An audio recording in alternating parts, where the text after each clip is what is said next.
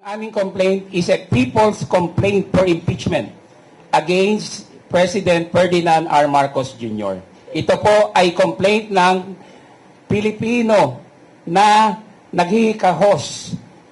Pilipino na dinaya at pinagkait ng magandang kinabukasan. Pilipino na ninakawan ng pera. Ito po, batay sa pinakita ni Atty. Manny Luna, andyan yung mga annexes evidence na hawak po namin. And this is the main impeachment complaint na hindi po tinanggap kahapon ng Office of the Secretary General. Yan po, tahasan namin sinasabi, mali, illegal, at labag sa ating saligang batas. Malinaw na pong sinabi ng Korte Suprema tungkol dito, marami ng desisyon, ministerial ang pagtanggap ng Secretary General at ito po ay dadalhin sa Speaker's Office. Speaker's Office ibibigay sa plenaryo na kung saan ito po ay ilalagay o pag-uusapan sa Committee on Justice. So with that, nandito po yung ating mga abogado to discuss in particular. Siguro yung hindi natin masasabing exhaustively dahil dadan naman po ito sa mismong hearing, pero i-discuss yung grounds for impeachment na i-final po natin. Alam nyo, maraming nagtatanong, sinasabi nila, ano ang endgame? Ano ang nais ninyo? Bakit kayo nag-file sa Pangulong Bongbong Marcos? Sila po siguro kumisan parang surprise sila that we filed. But actually, kami ang nagugulat. Kami ang nasusurprise dahil hindi ba responsibilidad ng bawat Pilipino na malaman yung kurakot na nangyari, yung korupsyon na ginawa, yung mga paglabag na saligang batas ng opisina ng Pangulong Bongbong Marcos. Ito ay responsibilidad ng bawat Pilipino, bawat isa sa amin, at ito rin po ang aming pananaw. Ang impeachment complaint, ang tanging proseso ng bawat isang Pilipino, wala nang iba. Each of us, individually and collectively, the only chance to file a case against a president is through an impeachment process. Hindi ka pwede mag-file sa ombudsman, hindi ka pwede mag-file sa presidente ng isang kaso, kung di sa impeachment process lamang. So with that, I'd like to present the lawyers who will be discussing the grounds for impeachment. I will first give the mic to Attorney Jing Paras. I just want to add, alam mo kasi, the responsibility of the president is overwhelming. Maraming nagsasabi na sector or even the people around him are saying si presidente ang nagpapaimbestiga. But kami sa grupo namin, we don't believe na siya ang nagpapaimbestiga. Ang belief namin ay siya ang mastermind. Siya ang numero uno na kurakot sa bansa natin. But how do we make him accountable? He is immune from suit. We cannot file a case against him in the ombudsman. The ICI is under sa kanya. Hindi pwedeng mag-imbestiga sa kanya. Sa Senate, there is a separation of power. So, ang tangi lamang na binibigay ng ating saligang batas na mananagot ang Pangulo is through an impeachment. Kaya po, pinag-isipan namin na ito na matagal. We have come to the ultimate decision na dapat mananagot si Marcos dahil siya ay maraming ginagawang kabulastugan sa ating bansa. And it is through the impeachment. Pero nanghihinakit kami dahil mukhang hindi kami pinagbigyan ng karapatan na magiging impeacher, which is enshrined in our Constitution. So, that is why we are here today. Maraming po salamat. Okay, so for the first part of the complaint of the impeachment article, I'd like to turn the mic to Attorney Manny Luna. Just a background, Attorney Manny Luna was one of those also who filed against Chairman Andy Bautista during that impeachment process along with Kong Jing Paras and Attorney Topacio. Attorney Manny? Yeah, just a little correction. I was the counsel of the two patriotic Filipinos former Congressman Jing Paras and Attorney Perdy Topacio in the successful impeachment of former COMELEC Chairman Andres Bautista. Napa-impeach namin siya. That was very historic. Now, we proceed to the impeachment complaint. First and foremost, gusto natin sabihin na ang aming complaint is a people's complaint for impeachment against President Ferdinand R. Marcos Jr. Ito po ay complaint ng Pilipino na naghihikahos. Pilipino na dinaya at pinagkait ng magandang kinabukasan. Pilipino na ninakawan ng pera. So the first ground namin is itong fiscal irresponsibility of the President. I would like to state the first ground. The respondent, Ferdinand R. Marcos Jr., culpably violated Article 7, Section 22 of the Constitution in recommending unprogrammed appropriations and not vetoing increased unprogrammed appropriations in the General Appropriations Act of 2023. Anong ibig sabihin nito? Alam nyo, yung unprogrammed appropriations cast a big shadow on the budget since 2023, kasama yung 2024 and 2025. Dahil ito ay walang clear financing sources, sa palagay namin, unconstitutional ito. In fact, there's a pending petition in the Supreme Court that calls for the declaration of unconstitutionality ng ang program appropriations. Ang problema dito, noong 2023, 588 billion pesos of taxpayers' money ang hindi binito ng ating Pangulong Marcos Jr. At ito ay isa sa mga pondo na naging source ng kickbacks.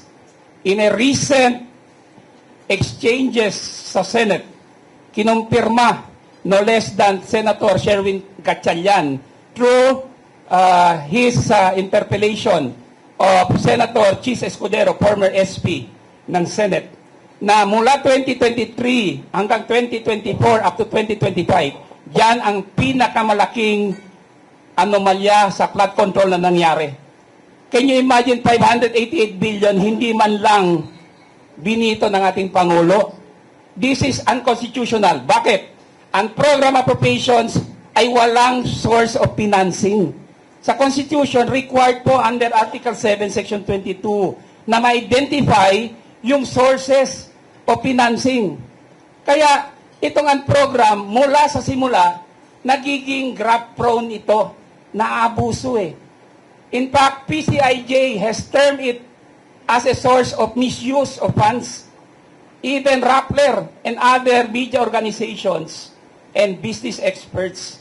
Kaya ito ang unang ground namin against the President. He culpably violated the Constitution, Article 7, Section 22, for failing to veto the unprogrammed appropriations and for recommending unprogrammed appropriations in the 2023 National Expenditure Program. Thank you po. Thank you so much, Attorney Manny. In addition to what Attorney Manny mentioned, dun sa program allocation, yung fiscal responsibility, nandito po yung mismong kopya ng mga saro na nirelease ng Presidente. Itong program allocation can only happen kung merong extra fund as explained by Attorney Manny Luna. Pero kung titingnan nyo, yung mga saro na nirelease ng ating Pangulo, February 27, 2024, 807 million. February 27, 2024, 394 million. February 27, 2024, 462 million. Pebrero pa lang. Wala pang ang revenues. Ito na po. Ang unprogrammed allocation, hindi na ho makakailan ng Presidente kasi siya mismo ang kasama para sabihin may extra revenue at i-release niya ang pondo para dito. Ito po ang kopya ng buong GAA na kung saan pinagbatayan ang release ng unprogrammed allocation. And again, as pointed by Attorney Manny Luna, lahat galing lahat napunta o karamihan, majority, flood control. Ang aking pong topic, based on the impeachment complaint, is the health, yung Philippine health insurance, yung ating pong PhilHealth. Again, nirelease po to ng ating gobyerno, 89 billion, mabuti na lang, nahinto ng Korte Suprema at 60 billion lang ang napunta doon sa National Fund. Another fund is the PDIC. Yung PhilHealth to, kung titingnan nyo ang history ng PhilHealth, nauna po yan nung ginawa ni GMA, nagkaroon with cooperation ng LGU para sa mahihirap. Nung umupo si Pinoy, in-expand niya ang mga benefits ng mga mahihirap. During the time of President Duterte, ginawa niyang universal healthcare. Kaya po, ang pondo ng national government every year, on average, 80 billion, nagbibigay tayo sa PhilHealth. Pero yan ay kontribusyon ng bawat isa dito. Yung kontribusyon ng national government para tulungan ang senior citizens at ang mga mahihirap. Kinuha ang pondong ito na 89 billion na nahinto nga po. At again, saan napunta yung pondo? Napunta sa mga priority, sa mga high kickback and program, high SOP, no, na mga proyekto, yung flood control program. Kasama ho ang PDIC. Ang PDIC ay dapat insurance ng bawat Pilipino sa bangko. Pag naglagay ka ng pera, nagsara ang bangko, alam mo, merong babalik na pera sa'yo. Kinuha din ang 107 billion at nilagay sa national government funds. Ito ay isang malaking paglabag, hindi lamang sa saligang batas, hindi lamang sa batas ng PhilHealth, sa universal healthcare, kundi pagyurak sa karapatan ng bawat Pilipino.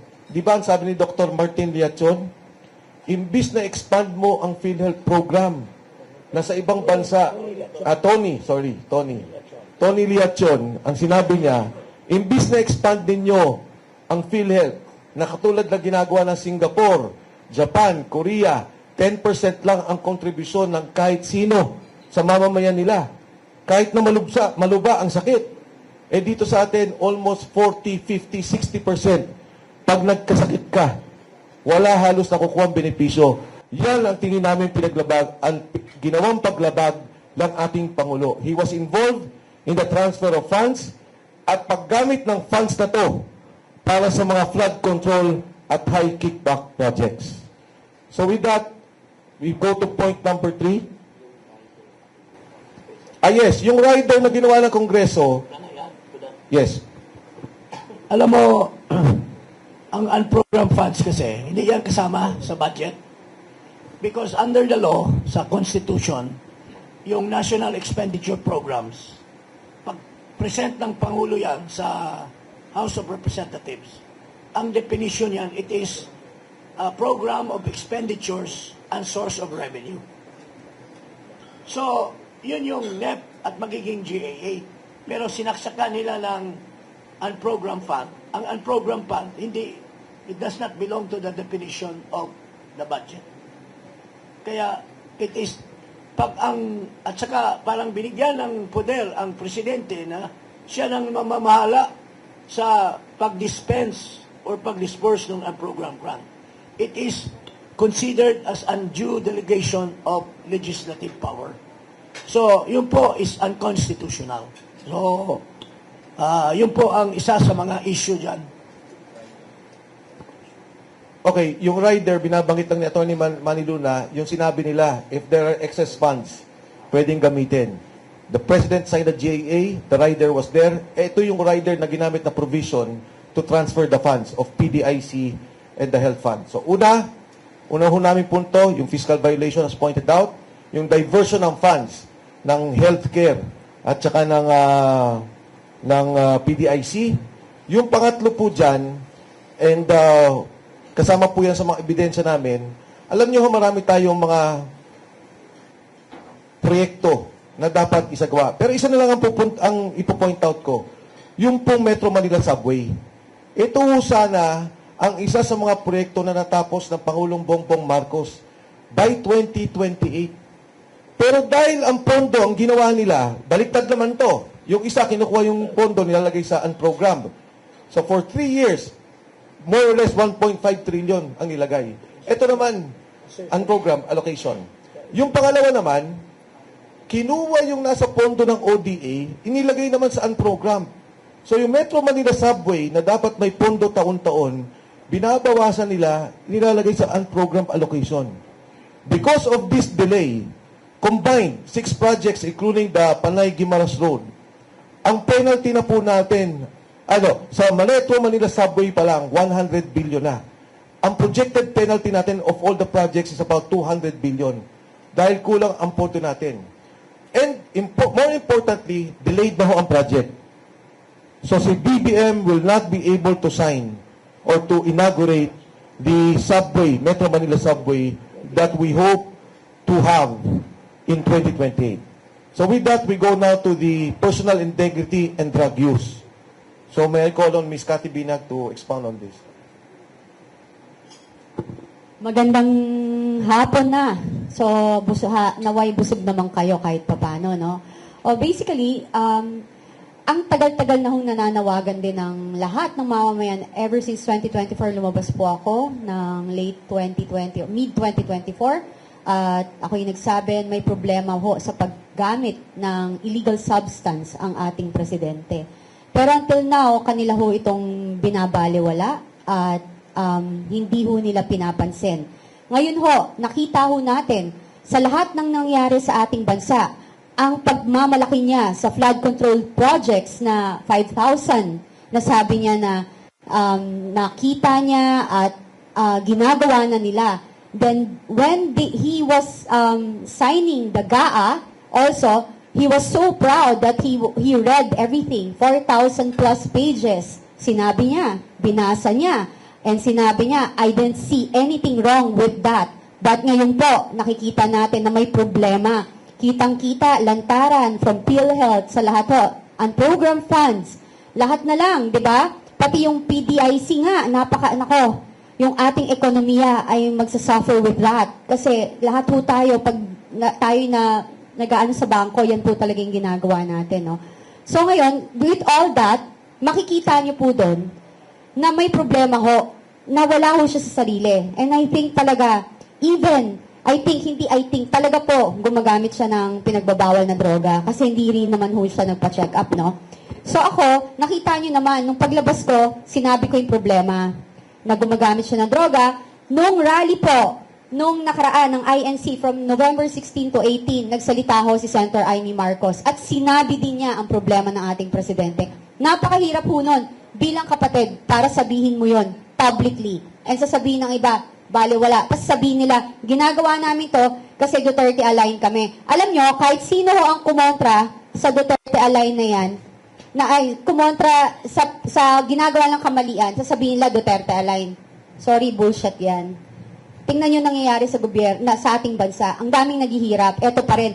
Yan, history of cocaine and marijuana use of President Ferdinand Marcos Jr. The reaction of the Marcos family. Anong reaction? Wala, di ba?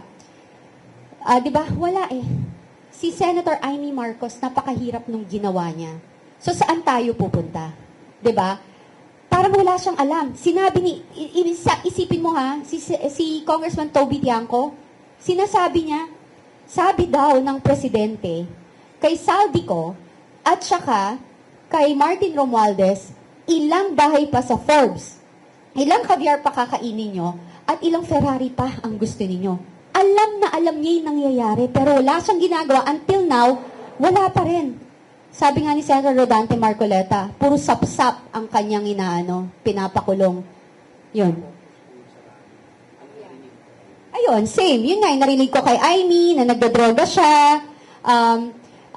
Sino yung mga kasamahan niya na sobra siyang gumuna sa drugs.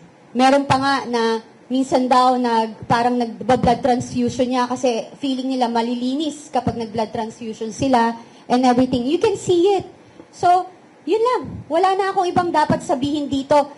Yung kaganapan na nangyayari sa ating bansa, yung kahirapan na lumalaganap, ay sapat na para makita natin ang kaguluhan. And etong hindi nila pagtanggap sa impeachment na to, ay isang katunayan na kinokontrol nila ang naratibo na gusto nilang palabasin para sa mamamayan. Dagan ko lang yung sinabi ni Cathy. The two of us were in the rally. she was one of the speakers. Siya nagsalita bago si Senator Amy. I was at Quirino Grandstand, nasa baba ako. We were shocked when Senator Amy Marcos bared all dito sa alleged drug use, cocaine use, and marijuana ni Presidente Ferdinand R. Marcos Jr. Detalyado po, she was close to tears when she was detailing it. Napakasakit ang ginawa niya because she is the eldest sister. Sinabi niya sa amin doon that ito para sa national interest ito. Bilang public official, hindi niya pwedeng itago ito. Pero masakit sa kanya kasi kapatid niya mismo ang ibinulgar niya dito sa alleged cocaine and marijuana use. At ito ay labag, a betrayal of public trust because he executed an oath of office upon assumption of office. Di ba? Wherein, isa sa mga sinabi niyang commitments doon is to faithfully execute the laws. Ano yung batas na nilabag ni President Ferdinand Marcos in using drugs, allegedly? The Dangerous Drugs Act. Bawal ang paggamit ng marijuana at ng cocaine. These are dangerous drugs. And being the chief implementer of the law, he should not have been doing that or engaging in that. So you see, doon pa lang may betrayal of public trust. That is very demoralizing to our people because how could you fight drug addiction, drug importation, drug trading, drug sale, etc. kung ang mismong Pangulo ay naakusahan? We are not saying na totoo na yan. That's why may challenge sa kanya para mag-submit to a hair follicle test. Hanggang ngayon ayaw niya. Sinasabi niya hindi daw yan connected sa public trust. Yan nga, very much connected sa public trust eh. Public office is a public trust. When there is doubt on your capacity, you have to submit. Incapacity yun eh, yung paggamit. Kaya yan po ang aking reinforcement doon sa sinabi ni Cathy. Tama yun. Attorney Jing, you want to add? Just an addition. Alam mo, galing mismo sa kanyang kapatid, kay Amy. These are personal knowledge of the use of cocaine. Ang galing mismo kay Amy, sinasabi niya na makaka-apekto ito sa administration. Nakikita niyo ba si Marcos pag nagsasalita?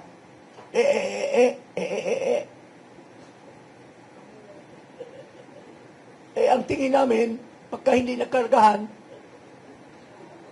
ng drugs, gumaganon siya,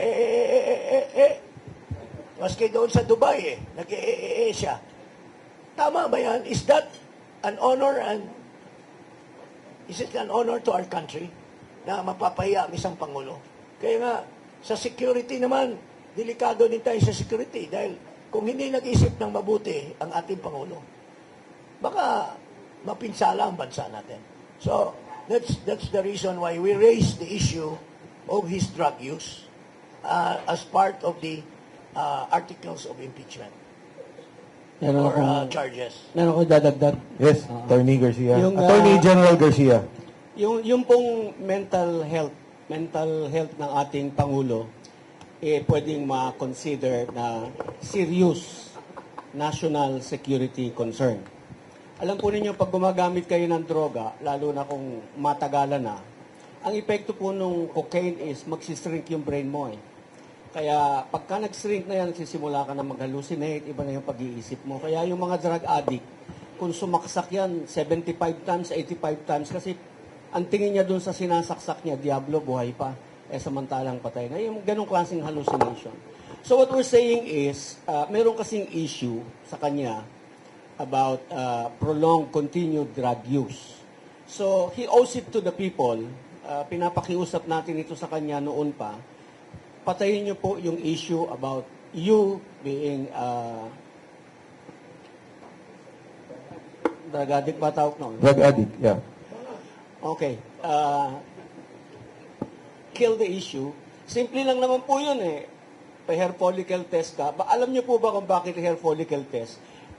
Hindi ko to sinasabi noon kasi baka malaki magpakalbo eh. Yung kasing paggamit natin ng droga, naka-record sa buhok natin. So yung mga mahahabang buhok dyan, mas mahahaba ang record nyo kung gaano kayo gumamit ng droga. The history, your medical record on your drug use is recorded in your hair. So yun po yun, kaya sabi natin, hair follicle test. Kasi nandyan yung history nung kung gaano katagal ka nang gumagamit. So Thank you. kaya po hair follicle yung hinihingi natin.